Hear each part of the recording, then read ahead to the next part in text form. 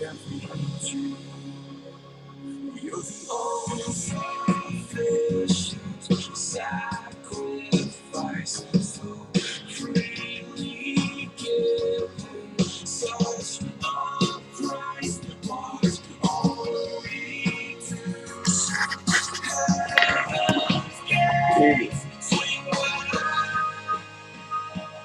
This morning I want to read from 1 Corinthians chapter 2, verse 4.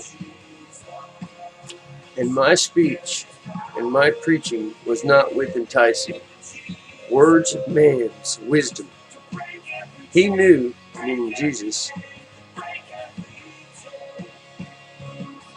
he knew that would not set anyone free. The modern church should take a lesson from this, but in demonstration of the Spirit and of the power, which speaks of what the Holy Spirit can do in the heavens and lives of believers, if the cross is properly preached, that your faith should not stand in the wisdom of men, but in the power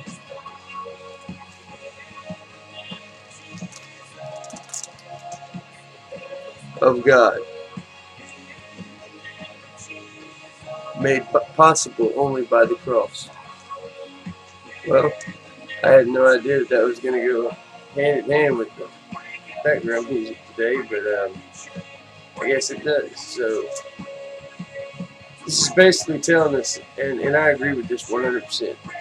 Our church cannot be a place where we're just trying to entice men with words and trying to tell everyone what they want to hear. You see, people have a hard time hearing the truth anyway as it is. So we have to make sure we're speaking the truth despite what people say. A lot of churches have went into this positive speaking thing, and it has nothing to do with what God tells us. They're tickling ears. They're just trying to speak words to tell people what they want to hear to get more people.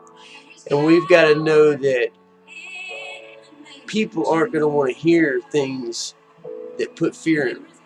But sometimes we need to fear. Sometimes fear is a motivator. But it's also used by humans and by people to control on top in the wrong manner. The only thing we should fear in this life is God. He has all the control. Now, if we have faith in God and we're living right, we don't have to fear. If we're living accordingly, why would we have to fear if we're not doing anything wrong according to God's law?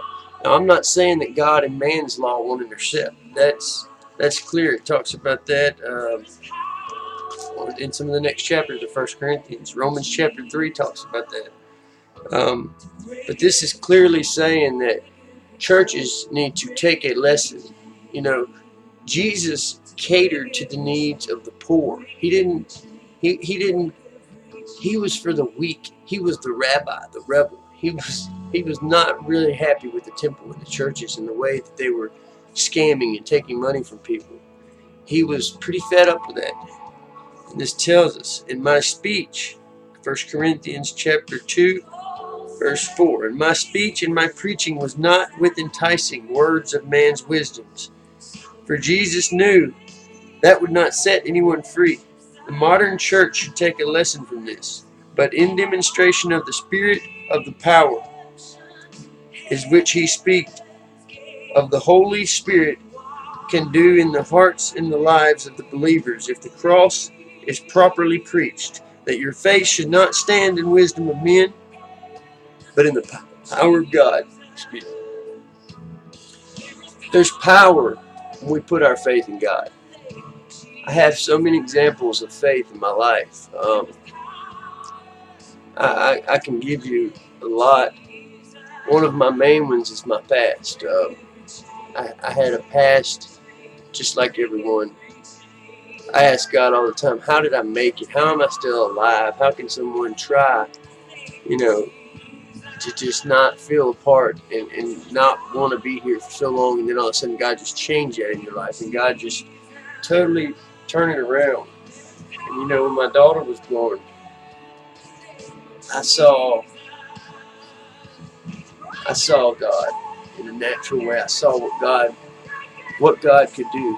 He gave me a chance to create life, a beautiful life, and that was better than any of the forbidden fruits I'd ever touched. You know, I mean, it was something that only God could have allowed to happen, creation of life. And I think we take advantage of that a lot. We take advantage. We we are so being formed and molded into a society of perversion and sickness and acceptance. And I'm not talking about the things that we don't understand. You see, some of us get so focused on things we don't understand that we forget to look at the perversion around us that don't entail that. I'll give you an example: homosexuality. How can anyone judge something they don't understand? I myself am not homosexual, but I have had friends, close friends of mine who were, and my goal is I just want to understand people. I want to love everyone the same and understand them. And the more I indulge myself in finding out answers to things I didn't understand, I realized something. God has always done things through humanity that man will never understand. But when he sent Jesus, his message through that was to love without understanding. Just like faith is seeing without believing. I mean, believing without seeing. You know the wind's real, but you can't see it. You know God's real because you can feel it, but you can't see him all the time. So, with that said, we're supposed to love. We're not supposed to understand why. We're not supposed to understand why we're different colors, but we should find beauty in that. We should find beauty that we're not all the same color, the same shape. We don't look the same. We should find beauty in difference. We should find so much more than what we do. So much more. I mean, I I just don't understand why people are fighting and why people are still fighting over color when it's such a lie. It's such a lie. I mean,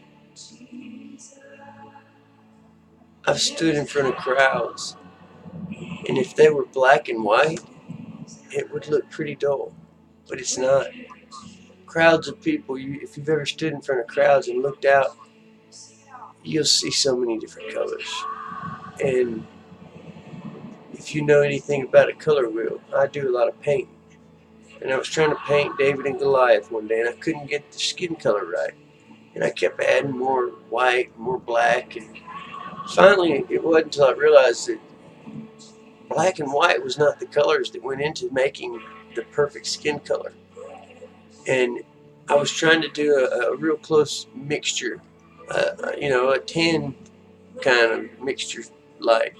And so I realized that you had to take all the browns and mix them with some of the yellows and add the tints. It never entailed black or white. Those colors were not needed to make the skin colors of any color that I needed. It was like 50 shades of brown, and it's like, okay, so what are we doing here? What are we really letting motivate us? And I just think we need to reevaluate what we're doing.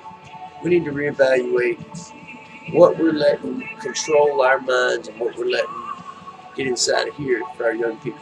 Because our young people are the future of all of our nations. We don't want to see them destroy each other. We want to see them in harmony. We want to see them grow and understand and prosper. I appreciate y'all all again today. That's my morning Bible study. Let's see if we can't make a difference in our churches. Let's see if we can't start accepting people who are at the top of the hierarchy and reach out to some of the lower ones as Jesus would. Dear Lord, I come before you today. I pray for Everyone out there, everyone who's hurting in pain, Lord, I pray that anyone who don't know you, Lord, I pray that you weigh heavy on their hearts throughout the week. Protect us, watch over us, Lord. I pray for our world, Lord, just everyone. I pray that we all can get along and love one another and learn to live in harmony, God. I pray that you can unite us, Lord, under you, under one God, and under the truth. It's in your name we pray. Amen. Thank y'all. Have a good day. Peace.